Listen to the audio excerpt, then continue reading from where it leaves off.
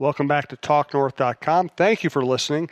If you can, please download before you listen. It helps our business. I'd also like to thank our producer, Brandon Morton, and let you know if you'd like to sponsor this program or any of the programs on the network, you can reach me at jsouhan47@gmail.com.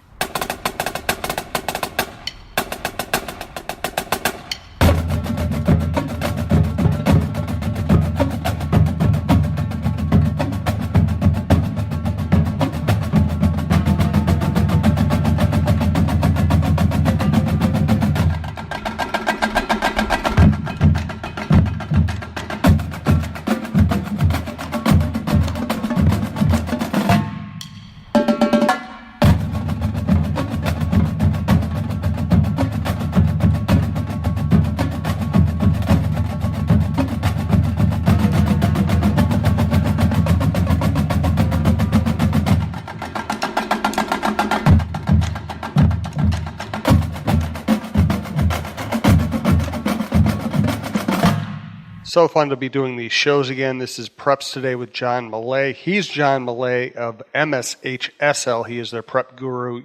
If you haven't seen his Camry driving all over the state covering high school events, you're just not looking close enough. Open your eyes, people. Somebody honked at me at a red light today. I said, stop distracting me. Leave me alone. Go about your business. That might have been your driving. That could have been it. Let's welcome our new sponsor. We appreciate very much Pizza Barn. PizzaBarnPrinceton.com is their website. They're right along 169. If you're going north, they're right along 169. If you're going south, Princeton is a cool little town, and they are kind of the center of that town. As we talked with their owner Jody Stay last week, they're doing all the they even bring pizzas to officials, which that's been a theme on the show. We really appreciate that. So if you get a chance to support Pizza Barn, please do. PizzaBarnPrinceton.com. Pizza Barn on all the other social media sites. To introduce this is our prep show on TalkNorth.com. It's my network. It's John's show. And again, it's fun to be doing it again. So much to talk about during the spring. We'll tell you more about Pizza Barn later. Let's start, though, with a personal story. Oh, boy. The Vertigo Chronicles. The Vertigo Chronicles, Jim. Have you ever had vertigo? I haven't. I've read about it. I have not had to deal with it. Never had vertigo. Didn't know anything about vertigo till 4 o'clock one morning in Wabasso, Minnesota. I was up there for our state ski meet. So the first day we have alpine, the downhill skiers. The second day is the Nordic, the cross country. And so this is the night between. I'm in the hotel room, the lodge there at Giants Ridge. 4 o'clock in the morning, a man of my age might have to get up and use the restroom. Stood up, fell over. Wow. Stood up again, right back on the bed. And made my way to the restroom, hanging onto the wall and the desk, and hour later I'm throwing up, and I'm baffled. I'm just baffled, and my head's just cracked wide open. It feels like, and I'm pretty confused. I thought, okay, food poisoning, probably. I've had that. This isn't like that. Some kind of stomach flu. I've had that. This isn't like that. So I'm starting to think, did I have some kind of mild stroke? And I'm looking at myself in the mirrors, my face sagging. Can I do things with both arms and both legs? And that seemed to be okay. And I ended up, I didn't see anybody ski that day. I ended up, they let me stay in the room for an extra hour before they chased me out. Called my wife, said, hey, I'm under the weather. I'll be home early today. Instead of getting home at 8 o'clock at night, I'll be home at 5 o'clock or whatever. And if I, didn't say this to her, if I get home today at all. Well, and she chewed me out pretty good for even getting in the car for a 4-hour that's drive what I was when wondering. I'm that sick. So I did while I'm laying there in bed trying to figure this out. I did Google hospitals near me. Mm-hmm. So I'm up on the Iron Range. There are hospitals. There are ERs. And but I'm a guy. We don't ask for directions. We don't want anybody to call an ambulance. And I'm so dumb. We have medical professionals at all of our state championship events. There are people there. I could have sent a text and somebody would have come right. But no, I'm a guy. I don't do that. So I got in my car, started driving, had a plastic bag on the seat beside me because you never know what's going to happen. As you leave Wabasso, the next town up there is Gilbert. I pulled over on Main Street in Gilbert because I thought, okay, I'm gonna lose it here, and I didn't. But then you get to Cloquet, and that's where I have to make the decision.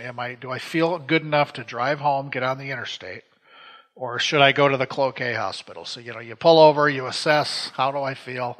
Again, I'm a guy. Let's keep going. So I made it home, and then I told my wife what had happened, the kind of details. I just, throwing up, can't stand up. And she says, call your doctor right now. So I called my regular family physician. He got me in right away, and I'm telling him all this. I didn't tell him about that this happened 4 hours away, that I had driven 4 hours. And he did like drunk driving tests on me, had me walk heel to toe, couldn't do it. Had me stand up, put my arms out straight in front of me, close my eyes. I could not maintain. I'm just tipsy. I'm wobbly. Couldn't hold my arms straight, couldn't keep my body straight. And then he said, I'm going to call the ER at the hospital, and we need to do an MRI. We need to rule out a stroke. Oh, great, doc. That makes me feel good. But he was really good. And they said, and you're not going to drive to the hospital. You're not driving. How did you get here? I said, I drove. I live about a mile away. So can somebody come get you? I said, yeah, I'll call my wife. He said, okay, take your time, call her. And then we go off to the ER. So I'm in the ER for 5 hours just because they're busy. And they did the MRI, nothing stroke-like. We have a daughter-in-law in California who's a doctor. My wife's texting our kids. Our daughter-in-law said, demand that they do an EKG. Let's rule out any heart issues. So they did that. And the ER doc finally says, I think it's vertigo. They referred me to an ear, nose, and throat specialist. He confirmed it's vertigo. I learned a lot about vertigo through this. Basically, he said it's a little crystal in an inner ear canal. There's a little crystal that has broken loose from wherever, and it's like it just throws off your equilibrium. But and it makes you sick. And I did physical therapy. I was basically flat on my back for a week. It just was hard to move, and constant headache, and the headache and the nausea and the weirdness was probably for a month. And I did the physical therapy stuff, and I'm fine now.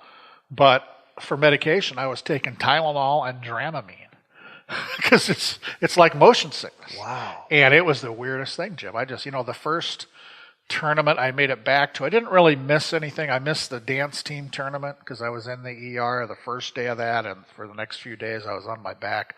So the following Friday, I did go to half a day of the girls' state hockey tournament, and just the lights and the noise, and it got to me real quick, and I got out of there. But I made it to gymnastics, and as I walked in, I saw some of the people from our office who check in, media and teams, and they want to know how you doing, how you feeling, are you sure you should be here? And I said, well, nothing really bothers me other than bright lights and loud noises. And I'm walking into the pavilion where everybody's screaming and hollering, but I survived it. The first few events back were a little rocky, but I could usually find a quiet place to go sit for 20 minutes and calm things. I wore earplugs, Yeah, it was the weirdest thing ever. But so here, bottom line, I drive up to the state ski meet. The first day is the downhill skiing.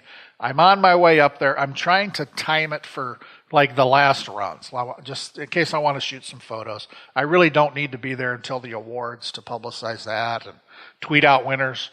And I get a call from one of our people who's at the ski meet wondering how far down the road I am. I said, well, I'm going up on 35. I'm at North Branch or somewhere. And could you go back to the office? We forgot some medals. Oh. And we're going to need these medals today. Oh. So I go, that cost me an hour or two. But I got the medals there in time for the medal ceremony. So I didn't see anybody downhill. Why didn't you just use your plane? Yeah, the chopper, the John's Journal chopper. So I get there, they're done skiing, and everything's being compiled. I was there well before the awards. I didn't see anybody ski. The second day for Nordic, I come down with vertigo. I didn't see anybody ski. I made an 8-hour round trip to the Iron Range for the ski meet. Didn't see one kid ski. So we'll hope that doesn't happen to anybody else. But I'm glad you're feeling better. I'm glad you're able to get here today.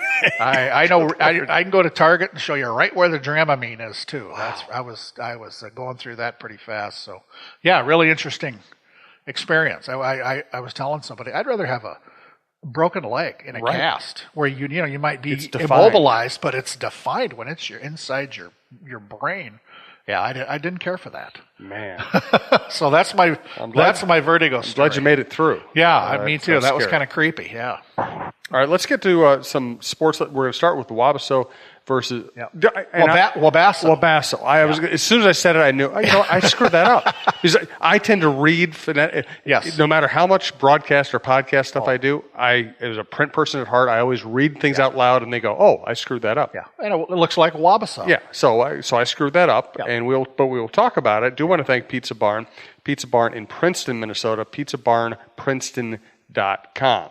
Yeah, we were up there last week when we re-kicked off the show, hanging out with Jody and the family up there. Wonderful, wonderful people, a great business in Princeton. And like you said, Jim, they're so community-minded. They bring pizzas to concession stands at sporting events in Princeton. They thank a ref pizzas they bring to the officials. And I'll tell you what, those officials sure appreciate that. They don't have to stop or hit a drive-through on the way home. And it's a great business up there. They do so much. They're very active on social media with specials all the time.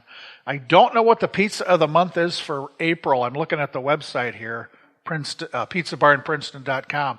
They still have the March pizza of the month, so I'm going to go with that's still the pizza of the month, the Reuben pizza. It's a Reuben, and it's pizza. Corned beef, sauerkraut, Swiss and mozzarella cheese, and the base is Thousand Island dressing.